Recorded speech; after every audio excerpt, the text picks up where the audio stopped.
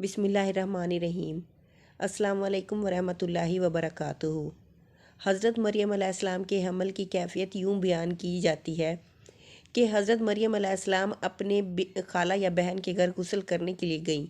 پھر پردہ لٹکانا چاہتی تھیں کہ حضرت جبرائیل علیہ السلام ایک خوبصورت نوجوان کی شکل میں ظاہر ہوئے۔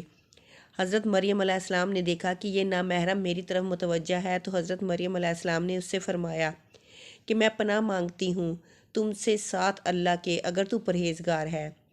حضرت جبرائیل علیہ السلام نے کہا، میں وہ شخص نہیں ہوں کہ جس سے تو ڈرے، میں اللہ کا فرشتہ ہوں، تجھ کو پاکیزہ لڑکا بخشنے آیا ہوں، جس کو قرآن پاک نے یوں بیان فرمایا ہے۔ ترجمہ: فرشتوں نے کہا، اے مریم، اللہ تعالیٰ تمہیں خوشخبری طرف سے ایک کلمے کی، اس کا نام مسیح عیسیٰ بن مریم ہوگا۔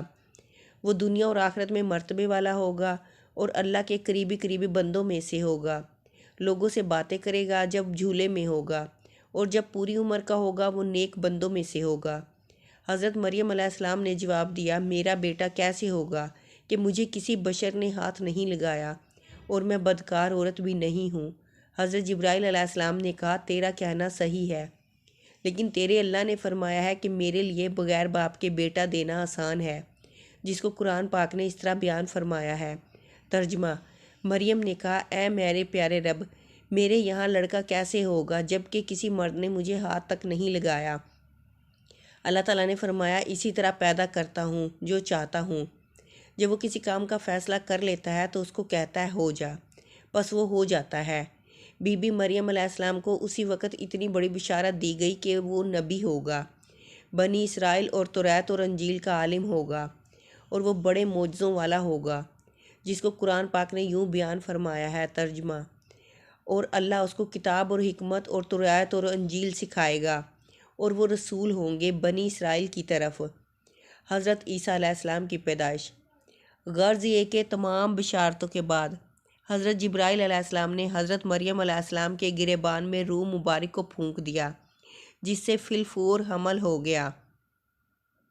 حضرت مریم علیہ السلام فرمایا کرتی کہ دوران حمل میں تنہائی میں حضرت عیسیٰ علیہ السلام مجھ سے باتیں کرتے تھے اور مجمع میں خدا کی تسبیح بیان کرتے تھے، حالانکہ آپ علیہ السلام ابھی پیٹ میں تھے۔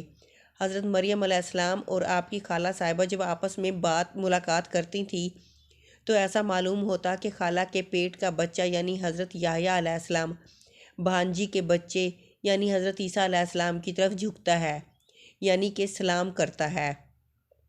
یوسف نجار جو بی بی مریم علیہ السلام کے ماموں کا بیٹا تھا، وہ بیت المقدس میں عبادت کرتا رہتا تھا اور کبھی کبھی حضرت مریم علیہ السلام کو خالہ کے پاس پہنچاتا تھا۔ جب حمل کی حالت سے آگاہ ہوا تو اس نے بھی تحقیقات کی، تو حضرت مریم علیہ السلام نے تمام واقعہ بیان کر دیا۔ جب ولادت کا وقت آ گیا تو حضرت مریم علیہ السلام کو قدرتی ندا ہوئی کہ اس شہر سے باہر چلی جاؤ، اگر تیری قوم تجھ کو اس کے وضع پر دیکھے گی تو تجھ کو اور تیرے فرزند کو قتل کر ڈالے گی۔ حضرت مریم علیہ السلام بما یوسف نجار بیت المقدس سے روانہ ہو گئی۔ حضرت جبرائیل علیہ السلام ان کی راہ پر تھے۔ جب دو فرزند راہ قطع کی تو بیت اللہ میں پہنچے۔ تفسیر حقانی میں ہے کہ ایک پرانا مکان تھا جس میں خشک کھجور کا ایک درخت تھا، جس سے ٹیک لگایا، پھر بغیر تکلیف کے حضرت عیسیٰ علیہ السلام پیدا ہوئے۔ اس وقت حضرت مریم علیہ السلام نے عرض کیا کہ اے کاش میں اس حال سے پہلے ہی مر جاتی۔ حق تعالیٰ نے ملائکہ کو بھیجا اور اپنے فضل و کرم سے وہیں ان کے پاؤں کے نیچے ایک پانی کا چشمہ ظاہر کر دیا۔ ملائکہ نے حضرت عیسیٰ علیہ السلام کو غسل دیا اور حضرت جبرائیل علیہ السلام بحکم رب خلیل ندا دی کہ اے مریم غمگین مت ہو، اللہ نے تیرے لیے نہر جاری کی ہے اور خشک درخت کو سرسبز کیا ہے، اب تو خرمے کی شاخ کو ہلا اور تازہ خرمے گرائے گا۔ اور حضرت مریم علیہ السلام نے کہا کہ اگر لوگ مجھ سے پوچھیں کہ یہ بچہ کہاں سے لائی ہے تو میں کیا جواب دوں گی؟ حضرت جبرائیل علیہ السلام نے کہا کہ اگر تو کسی کو دیکھے تو اشارے سے کہہ دینا کہ میں نے خدا کے لیے روزہ نظر کیا ہے اور کسی بنی آدم سے بات نہ کروں گی۔ اس زمانے میں کھانے اور پینے کے علاوہ باتوں سے بھی روزہ ہوتا تھا، جس کو قرآن پاک نے یوں بیان فرمایا ہے۔ ترجمہ: مریم علیہ السلام نے حمل اٹھا لیا اور اس کو لے کر ایک دور کی جگہ پر چلی گئی۔ پھر درد اس کو کھجور کے درخت کی طرف لے گیا۔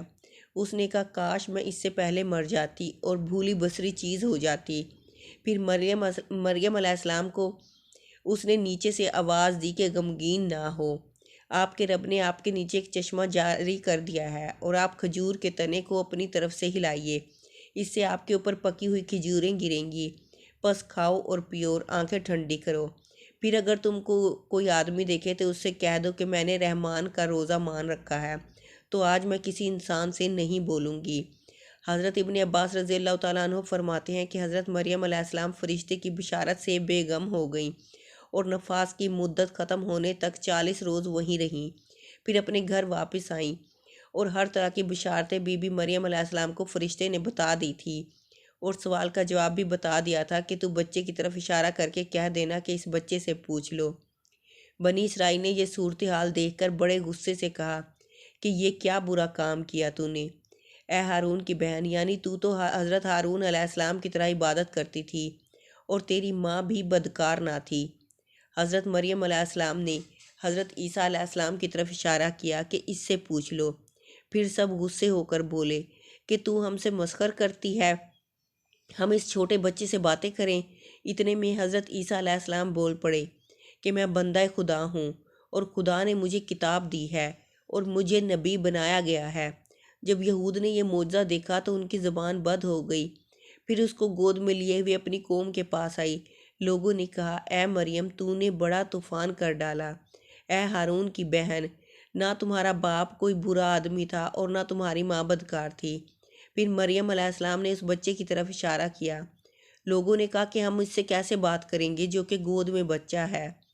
بچہ بولا، میں اللہ کا بندہ ہوں جس نے مجھے کتاب دی اور مجھ کو نبی بنایا۔ معارف القرآن میں ہے کہ جس وقت خاندان کے لوگوں نے حضرت مریم علیہ السلام کو ملامت کرنا شروع کر دیا تو حضرت عیسیٰ علیہ السلام اس وقت دودھ پی رہے تھے۔ جب انہوں نے یہ سنا تو دودھ چھوڑ دیا اور اپنی بائیں کروٹ پر سہارا لے کر ان کی طرف متوجہ ہوئے اور انگشت شہادت سے اشارہ کرتے ہوئے کہا کہ میں خدا کا بندہ ہوں۔ اس سے پہلے ہی لفظ میں حضرت عیسیٰ علیہ السلام نے اس غلط فہمی کو دور کر دیا کہ اگرچہ میری پیدائش ایک معجزانہ انداز سے ہوئی ہے مگر میں خدا کا بندہ ہوں تاکہ لوگ میری پرستش میں مبتلا نہ ہو جائیں۔ ان الفاظ میں حضرت عیسیٰ علیہ السلام نے اپنی شیر خوارگی کے زمانے میں اللہ کی طرف سے نبوت اور کتاب ملنے کی خبر دی۔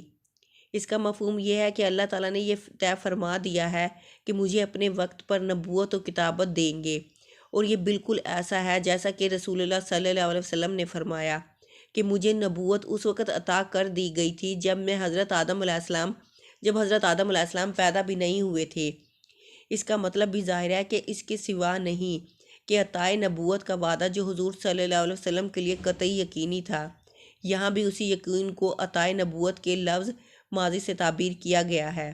عطائے نبوت کا اظہار کرنے سے ان لوگوں کی بدگمانی رفع کر دی گئی کہ میری والدہ پر بدکاری کا الزام لگانا سراسر غلط ہے، کیونکہ میرا نبی ہونا اور مجھے رسالت کا ملنا اس کی دلیل ہے کہ میری پیدائش میں کسی گناہ کا دخل نہیں ہو سکتا۔